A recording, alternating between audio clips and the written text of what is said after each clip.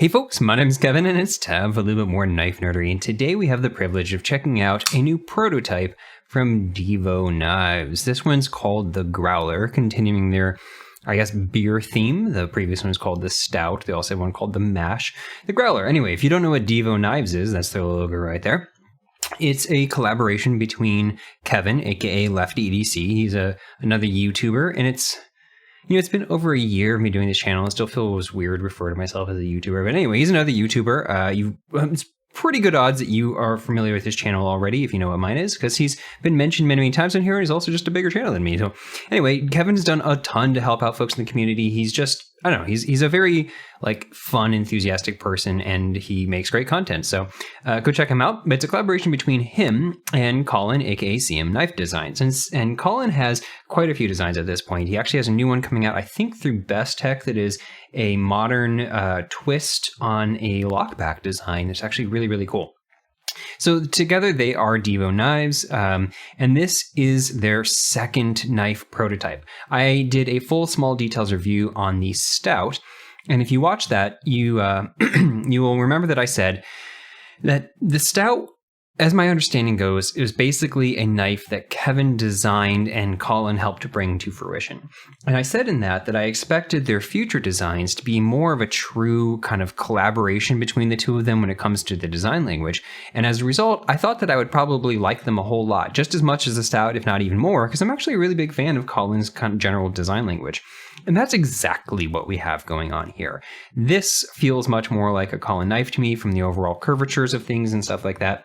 And so I actually really pretty much love this knife.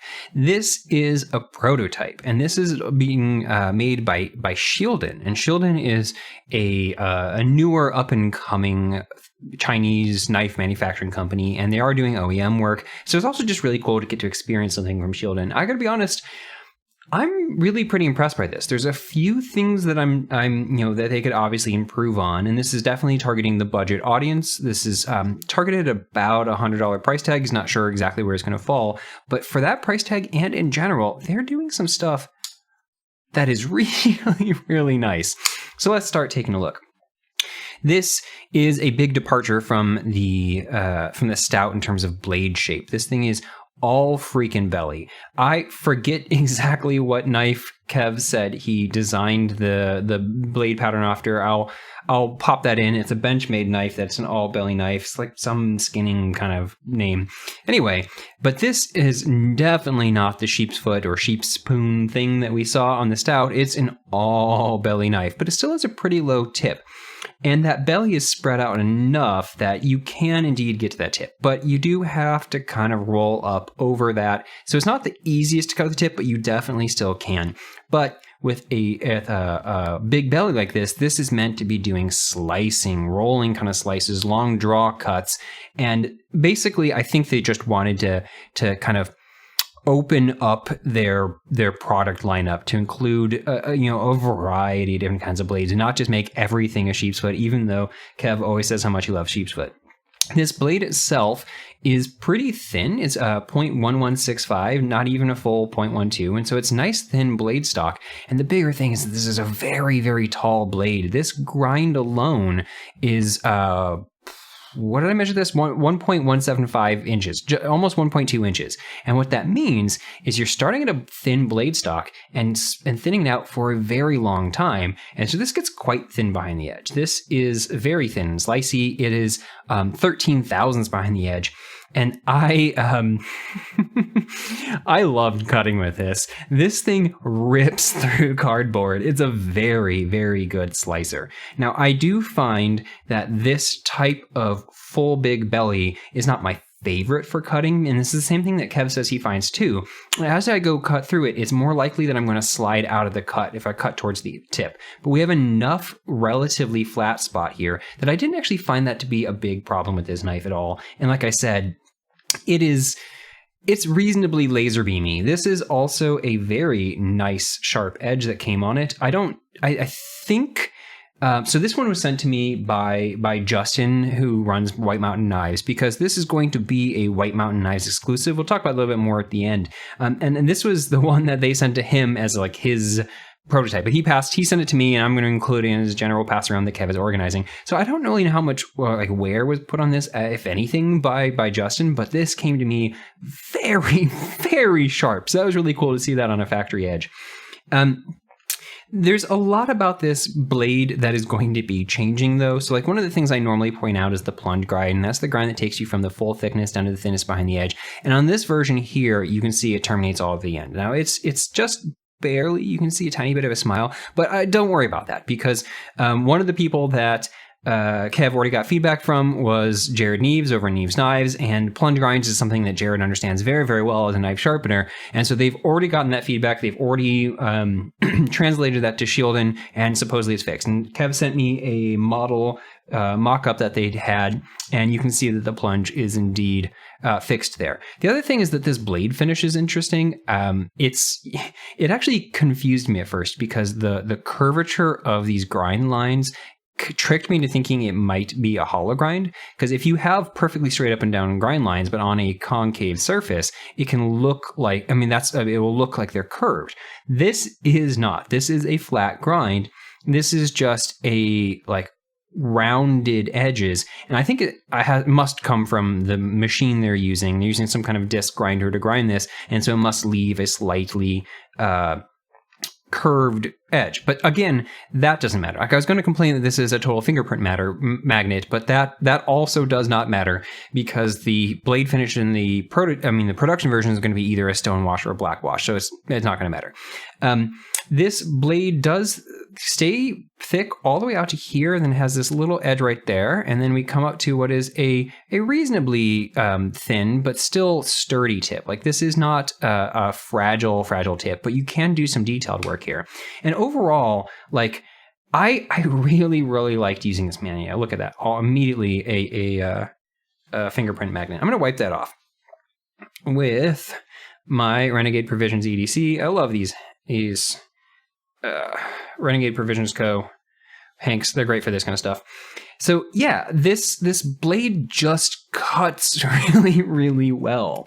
And it also works really, really nicely in various different grips. So let's just start talking about ergonomics. We'll talk more about the handle as we continue on, but you can see we've got this kind of like curve up here, and then a curve down, dips down. This actually curves back up. If you put this against a flat surface, this is not flat. This curves back up. And that's fun. It means that it sits in an interesting kind of way, but it means that your hand curls down like this. And in a pinch grip like this, I find this works tremendously comfortably. One of the things that I knocked the Stout for is having this perfectly flat, rigid back. And I talked about how knives often have curves here and little curves here so that they fit into the curvature of your hand. And this does that so well. If you're choked up into this is the most common pinch grip that I use this in. And this curve here fits into your hand perfectly. My finger rests along this. This is all, there's a nice little soft chamfer along this edge. And so this feels so nice in this kind of pinch grip. If you choke even further back, I don't know how often you would do this, but you can put this into this spot of your hand right there, hold it further back here if you need more blade distance, but you can still, because of this curve here, you can put a lot of force forward on this to actually push down a lot of force. But like I said, choked up a little bit further, I think is the real money spot. But because this blade is so tall, this actually works really, really nicely in this kind of pinch grip too, where you're choked up even further, your fingers on the blade, and this is the kind of thing that you would do with like a chef's knife. And this actually worked really, really well for that. The blade steel on this prototype is D2, but the production version is going to be 14C28N. And 14C actually has really good corrosion resistance from everything I've heard, and I don't have a lot of experience with it, but I've never had it rust. And so this actually probably would work really nicely as a food prep knife, especially with that rolling edge. Doing that kind of rocking, chopping cut with this being this tall, I think this would be a really nice knife in the kitchen. And one of the other things that I knocked the Stout about is not having this kind of rounding back effect right here, but they implemented that in this design, incorporated that in this design, and so it just works really nicely in this pinch up on the blade where your finger curls around this and it feels really good. You can even put your thumb here in that spot to index, or you can pinch down here. I tend to hold a little bit more like that. And everything about this, yeah, it just felt really, really nice in those types of grips. The handle overall is also thin. Like this is only 0.443 inches. And so this is nice and thin. And it also, that's the other thing that I mentioned in that when talking about pinching up like this on the Stout, I said that because the handles was thick, the fact that it had a relatively just all at once drop off meant that it wasn't like the most comfortable surface to pinch against right here, but this being thin makes it not matter at all. Another thing that's changing, like this is actually really nicely, chamfered this entire way. Like there's a little chamfer there, chamfer there, chamfer there, chamfer there. There's little chamfers all done all over the place, which is really cool to see on a budget knife. But they're actually switching this to being a full radius corner. So it's going to be rounded off rather than just chamfered. They said that they played with actually contoured handles, but that Shieldon needed to make the actual material thickness on the micarta twice as thick in order to accommodate that, and they really liked how thin it is, and I completely agree. This is tall enough and thin enough that it kind of starts to have that tall, thin knife feel in your hand, but 0.443 is not so thin that this actually still fills out your hand pretty well, and it really so like this isn't a very big knife, but it feels so good in enough grips that I think this will work for a lot of different people. This is only a 3.1895, so 3.2 inch blade. Because of this little choil part here, this is more like a just over 3 inch sharpen length. If you're measuring just like a straight line distance here, if you're actually measuring the curvature of that, it's much more. And so it's not a very big blade, but the handle is full size. Like this is a 4.35 inch handle. And there's this extended part up here with the choil. What that means is in my medium-sized glove hands, this feels really nice all the way back here. And there's the way that this curves back down here means that if your hand is bigger than mine and you're holding it back here, you can kind of do that thing where you just kind of roll off the edge, but it feels comfortable.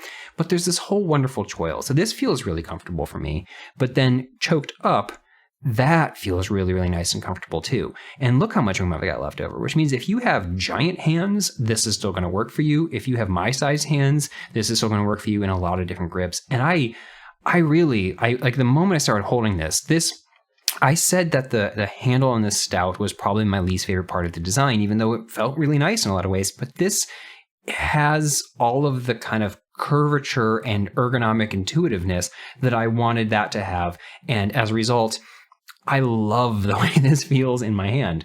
Okay, moving back in terms of things that you feel or sometimes don't. I don't feel this clip whatsoever. It doesn't bug me at all. It doesn't stick up high enough to matter in these corners. It isn't all the way at the butt end of the knife, and they could have maybe pulled it up a bit higher, but if you did pull this up, then you run into these corners here sticking up too close to the end, and maybe you would start to feel that. And so this is actually a pretty nice balance. You get like pretty deep carry, not very much sticking out of your pocket at all, and this doesn't feel, I just don't feel it. It's landing back here in a good spot. It's just, yeah, I don't feel it. If I choke up even further, then I definitely don't feel it. Now this clip, it works well. I assume this is the clip that they're going with in the final thing. If this is the thing, it works well. It has a lot of springiness, but it actually pops down with a good amount of force. And so this slid in and out of my pocket really easily. And I functionally, I liked it a lot, but I will say that it definitely feels cheap. This is a budget knife, but like right on the edge of a budget knife, and this clip definitely feels like a budget knife clip. It's just thin, and I do think that if you caught this on something, you could probably spring that out pretty easily. But like I said, it doesn't hurt. It's black, which makes it very discreet. And it worked very, very well. Now, for the prototype, this is only on the right-hand side, but this is a knife designed by a left-handed person who designed their entire channel on the fact that they're left-handed. So yes, they're definitely going to have a reversible clip on the production version with a little filler tab right there to fill it in. Speaking of other things on this, there is a lanyard hole right here. One of the things that I really like is the fact that this shape of the lanyard hole echoes that. That's an intentional design. And I'm not personally a lanyard person, and so like I prefer when a lanyard is like hidden in this backspacer. But if you look at how thin this is, it might have been kind of cramped trying to do a post style or something like that. I don't know. But if they are going to put it as a thing, my least favorite was when it's just an afterthought, perfectly round hole that just looks like someone took a hole punch and punched through your knife. So the fact that they made this echo this design up here, I love that. On this particular prototype, this hole is just a smidge too small. And so I found, I don't put lanyards on things, but I did, because I noticed how shallow this was, I did try to shove some paracord through here. And especially if you have the tip of the paracord singed off, it can be kind of hard and stiff. And I had a difficult time pushing this through. But I talked to Kev about that, and they have adjusted it. It only needed to be a 0.5 millimeter bigger. It probably actually honestly needed to be even less than that, like 1/4 millimeter bigger. But he did expand this down to be a 0.5 millimeter bigger. Now, I talked with him about the fact that the placement of this is not ideal. Like a perfect, like a more intuitive and useful placement of this would be right there. And the reason is because when you have a lanyard, you want it to stick off the back of the knife. You don't want it to stick off the top. From an ergonomic perspective, a lot of people tie their lanyards loose and have them flop around, sure, but a lot of people tie their lanyards pretty tight because they don't want it to be flopping, and they want to be able to have, or they'll have like knots all the entire way, and they want to be able to grip something a little bit sturdier there. And so if it's coming off the back, then it's in line with the knife. And so that way when it's coming out the back, you can pinch it like this. If it's off the top, then it has to kind of, if you're tying it tight, it's kind of stick right here. And if you try to tie it tight back here, it's going to be loose up there, and it's going to flop around. And so when it comes, if you were to tie a lanyard right here tight, it would be sticking right there. But I don't think they're going to be able to make that change because Kev was open to the idea, but then when we started looking at where it would line up right here, maybe you could do it, but odds are they would have to shift the placement of the clip, and I just don't think it's going to happen. I will say that Kev is, and I don't know how public he's been about this, so I hope I'm not spoiling anything, but Kev is looking into having a higher end version of this design made here in the States even. That's a really cool prospect, and that version, which is going to be a higher end knife, I believe in titanium, maybe they'll be able to do something like that there, or maybe they'll have a totally different design for how they do their lanyard altogether. But like I said, this is a good enough lanyard hole, and I love the fact that it's not just a hole, perfect circle. We have our backspacer here that this is in black G10. Now the pivot up here, this is their logo, and on the Stouts they included sterile pivot as a bonus. I haven't heard anything about them doing it on this one, but whatever. This is a cool looking logo as far as it goes. I don't personally love the like kind of sharp little jaggedy bits that stick off, but it's an aesthetic thing. What I will say is that I'm impressed with the actual implementation of it, because they did a really good job of making the flats shiny, the dark parts dark, and it just is like nice and crisply done. I'm impressed with the like lasering work, or however they pulled that off. It's well done. Now on this particular one, this is a free spinning pivot, but it's going to be a captive D pivot on the actual production version, so I love to see that. We are going to take this knife apart later. Kev gave me permission to do so, but that means that I'm going to have to be careful and make sure that I get this back together with this still in the correct orientation, because they did a good job, even though it's free spinning, of making it lined up right now. The other thing that he's changing on this handle is he said that he's going to provide more lock bar access. I don't 100% know how that's being implemented. I assume that means that this is being recessed a little bit further, but it could potentially mean that this is going to have like a scallop cut out right there. But I think because they are pulling this back, they're probably just going to pull it back a little bit further. And because of the fact like this is all being radiused instead of just chamfered on the edge, I think in general you're going to have just a little bit more access to this general area. Now, this super pet peeve, it bugs the crap out of me that this the top of this, or I guess bottom, I don't know, is a flat line, and that it sits in this curved spot, and that it's not curved to match that. It doesn't matter in the slightest. It doesn't impact the use of this whatsoever, and I actually quite like the geometric shape here, but I hate that I can see the little tiny bit of this. I want it to be flush with that. Oh well, anyway.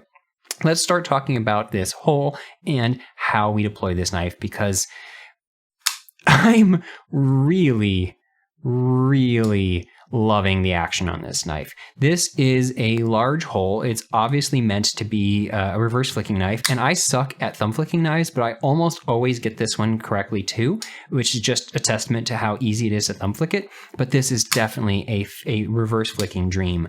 I find that I typically either use the meat of my finger like that and just kind of push out, or I'll use the edge of my finger like this. Now, I have one complaint about this, and it's not going to change, so it's just, this is how it is. On this style of hole, which is like really deep like this and kind of big, it has the potential for an unwanted side effect for people like me that have slightly smaller hands, because my fingers are small enough that it can actually stick through this hole. Now, like I said, if I use the meat of my finger like that, no issue. If I use the edge of my finger like this, no issue. But if I flick it like this, if I put enough, like I can do this, it works just fine. But if I put enough pressure, my finger can stick up in here in a way that means I can actually get my finger caught in this. And it's exacerbated by the fact that this comes to this kind of wedge corner here. Now, there are other designs like even the Rosie that have a deep enough hole that I can stick my finger all the way into it. I know people are going to leave comments. I get it. Anyway, but the difference between that and this is that this is shorter and it comes to its little wedge corner. So actually the Rosie even comes to a corner, but that one's long enough that I find that my finger has distance room here to kind of slide out. This one's short enough that I find that if I'm flicking like that, I can catch my finger like that, and I'm getting caught in that corner. Again, not a problem, because it's so easy to operate this in just like literally any other way. And so once I figured out that that's a way that I'm not supposed to hold the knife, I just open it in different ways. And man, this is such a fun knife to play with. The detent on this, they nailed it. It is so nice and poppy. But the big thing, have you been watching this as this goes? This is the reason why I love this. This is my absolute favorite kind of guillotine knife. If a knife is going to close in a free fall way, this is my favorite. In fact, this is good enough that it does the thing that I like, where it doesn't actually close unless you tell it to close, and then it floats home. So this is effectively what I would call, from my personal taste, perfect closing action, because I don't have to worry about this chopping my finger off. I just look at that. I love it. Now, I forgot to measure exactly what this detent engagement is, but you can see that it's far. I'll pop it in, but you can see, yeah, it's not an early detent. And they might be able to adjust that. That is a measure of the detent ball being far enough back in and then far enough down this direction that there's a good amount of close here. I can tell you, I don't care. And so if it stays like this on the production version, I don't think you should care either, because it's so easy to let this fall to your nail and then have it fall home. The way that this finger choil works means that if you hold it like this, like I typically unlock with my thumb kind of sticking in an upward direction, what's going to hit your thumb is this choil spot. It is perfect. There's no risk of it falling down. And if you instead hold it like Kev does, this again is going to land right here. And so it's actually not this corner that's landing on your thumb. The only way that this would hit you is if you like hold it like that or something, and then it could definitely land on your finger. But it's so easy to have this fall to your thumb in a way that doesn't, that I never once noticed the fact that this has this late detent engagement. Would it be even better if it didn't? Sure. But in my use of it, I love fidgeting with this thing, and there is I just don't care. It's so easy to make it fall to my thumb, and that kind of float home is just such a delight. Now, they definitely have physics on their side with this blade. It's a long enough, big enough blade that it's just, yeah, it's got enough weight far enough out that that's what's going on here. But it does mean that they did a really, really nice job of perfectly balancing that with the pressure here and the positioning of everything, because honestly, you don't find this on budget knives. Like this, I'm not saying that anything else about this knife feels like a Shirogorov knife, but this float home is exactly what Shirogorov knives do, and it's amazing. I love finding that on a budget knife. As far as the rest of this knife, like fit and finish and that kind of stuff, it's a little bit hard for me to say, because this is a prototype and so much of the finishing is going to change with this being a stonewash finish. I'm so glad, because look at how much fingerprints this is. But the only thing I will say is that if this stays the same, that's going to be a little bit disappointing. This micarta is fine micarta. It's not like American micarta.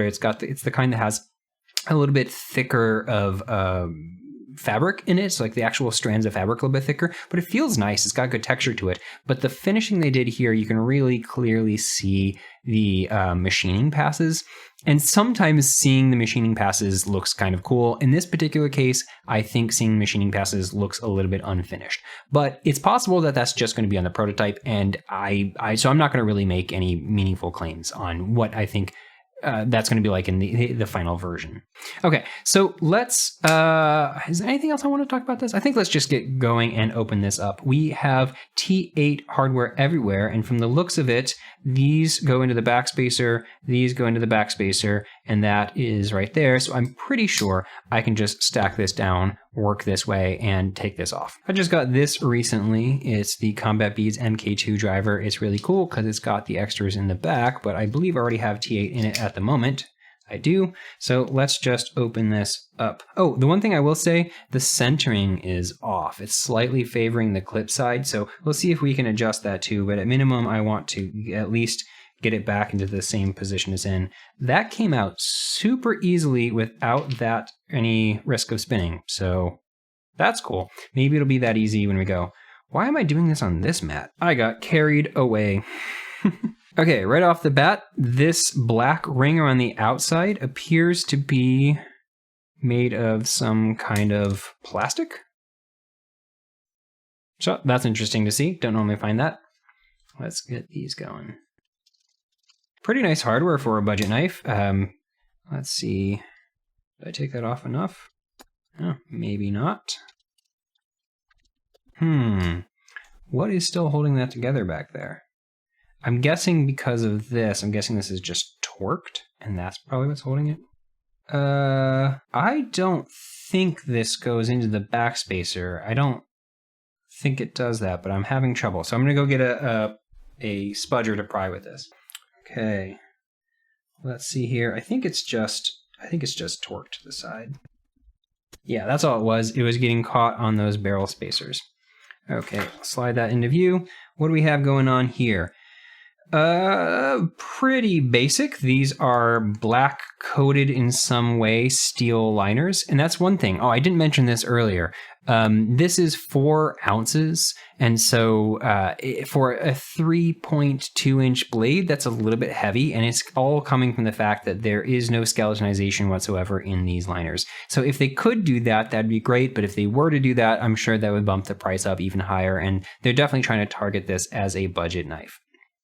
We've got pretty small bearings. These look to be 1mm bearings.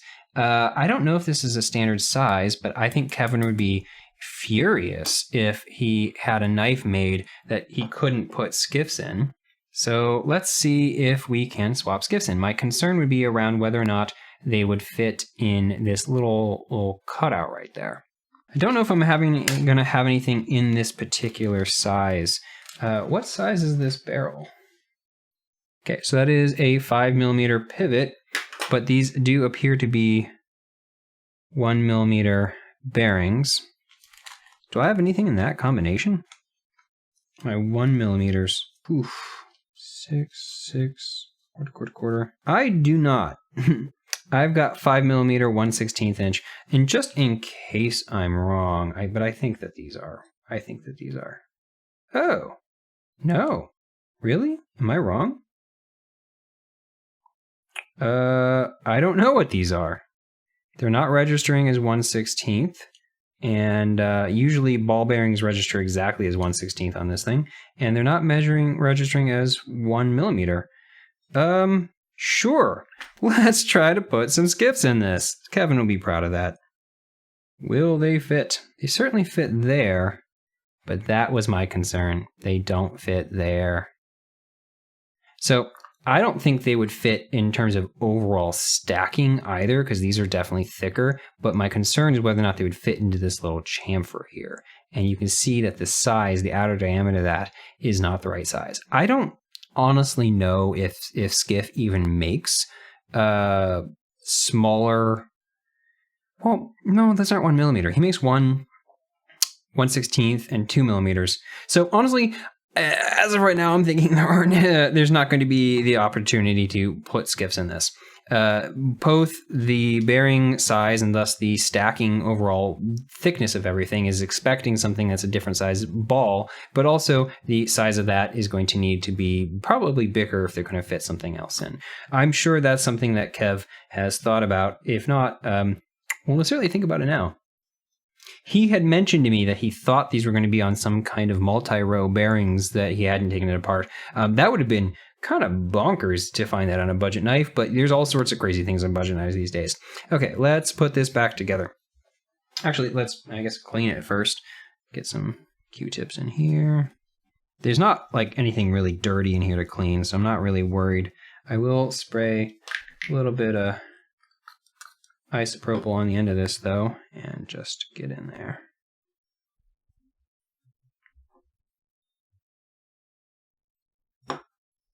Yeah, there's nothing really to clean up on that. And you can see that this is not a captive pivot, but like I said earlier, it's staying pretty good. Gonna use nano oil, still my favorite of them.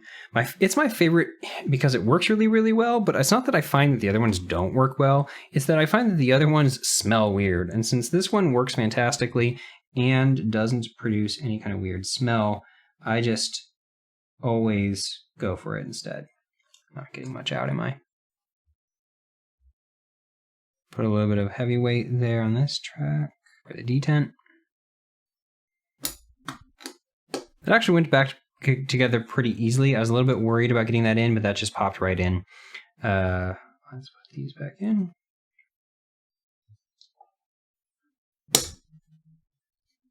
So I didn't put any Loctite on that because I'm going to see if I can get the centering worked out before I mess with that. It looks like that did shift ever so slightly. Did it even? Wait, did that shift at all? That's basically where it was, wasn't it? Maybe that shifted. Action's a little bit tighter at the moment. No blade play. Okay, we're back to that, but we are off center. So when something like this is off center, it typically means that there's just some kind of misalignment, usually in this dimension. It means that the blade is cocked to the side for some reason, but where is that pressure coming from? It usually means that these things are slightly off aligned. You can loosen these and kind of press it at an angle. There's different ways you can fix this, but often the kind of go-to trick that people do of just loosening these things, pushing the blade in the direction they want, and then tightening it back down, that'll get you to where you need to be, just because whatever is causing, like if it is the scales are slightly offset from each other, then doing this will typically force those scales back into alignment, and then you're tightening it down in that aligned spot. So let's try this. Ooh, I finally hit the free spinning part. Okay, let me see if I can align this up. Well, that is horribly aligned, but how did our centering go? That actually did make a difference. It's not perfectly, but it's pretty good. How is our action? I have it a little bit tight right now. Maybe slightly adjusting this back to mostly free fall. And the blade's not perfectly centered, but that's pretty darn good. So I am going to fuss with getting this aligned off camera after I'm done filming this, because you guys don't need to see it. Basically, I'm going to probably have to take this back apart, twist this thing around, get that aligned, and press it with my thumb and hold it in place while I push that down. I think it'll be fine, but there's no real point in filming that. It's boring. Anyway, let's clear this stuff off, and let's just finish with my final thoughts. Yeah. Honestly, I am really pretty blown away. I haven't tuned this, and so it's a little bit tighter at the moment. Let me just tune that just a little bit, because I do want to play with that in my final, while I do my final thoughts. Let's see if I can get that back. It's not quite as good as when I started. I'll fuss with all that. But oh, yeah, okay, it's already getting back. Look at that. Yeah, so honestly, I love this. I think it's great. I think it feels great in my hand. I love the fact that it's thinner. I love the height of the blade. I am not usually an all belly person, but I think there's a place for these types of edge profiles. I love the way this feels in my hand. I love the way it flicks. Of course, it's going to flick well. It's a knife from, lefty. And this does finally do what I was saying in the Stout video. This finally is incorporating in some of the kind of shapes and ergonomics that I expect to see from Colin's designs. And so as a result, I think they just nailed it. For $100 roughly knife, I think they nailed it. I think that's the phrasing. I think they nailed it. This thing is just legitimately really pretty damn good. Okay. Yeah, thank you guys for watching. Thanks to Kevin and I guess Colin and Justin, because he's the one that actually sent me this. Oh yeah, I forgot to mention that this is going to be an exclusive to White Mountain Knives.